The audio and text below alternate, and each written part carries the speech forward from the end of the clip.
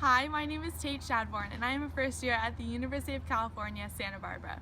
The topic of science that I am most passionate about is kinesiology, and today I'm going to be discussing the mechanics of the leg joints and the specific muscles involved in the motion of kicking a soccer ball. Throughout this video of me kicking the soccer ball, I'm going to be using different terms of movement, which I will explain in this first clip. I'm going to explain the 3 points of motion as Lisa kicks the soccer ball. So as she brings her leg back, her hip is going to be extended because the angle between her hip and her body is being increased.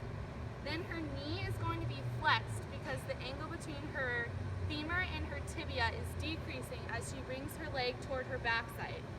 Then as she follows through on the kick, her knee now becomes extended because the angle between the femur and the tibia is now increased.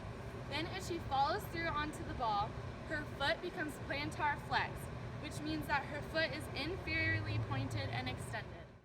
Now that we understand the terms of movement, I am going to continue to explain leg joints and muscles.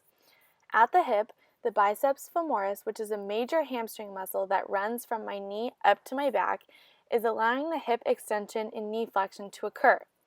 My quadriceps and hip flexors involving the iliopsoas muscle are being stretched. There isn't any tension here yet, but as my leg is being brought back, the gluteal muscles, both the gluteus maximus and the gluteus minimus, are always working and extending the hip.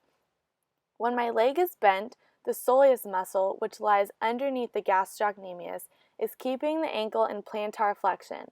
And then as the leg follows through, the gastrocnemius becomes more involved in keeping the ankle plantar flexed because it attaches on the femoral condyles on the posterior side of the leg.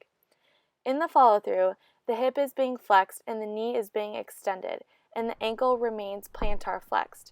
The quadriceps are contracted as well as my hip flexor.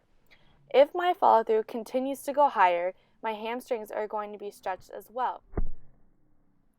Possible injuries are going to occur during the phases where the muscles are being stretched. If my muscles aren't warmed up properly and my leg extends too far back or too far forward, an injury can occur to the hamstrings or the quadriceps. The fibers in the muscles will be overstretched and microtears can occur, which can lead to inflammation and eventually pain. The importance of studying kinesiology is having the power to impact someone's health. With this knowledge, we can provide therapy to those that are injured of all ages.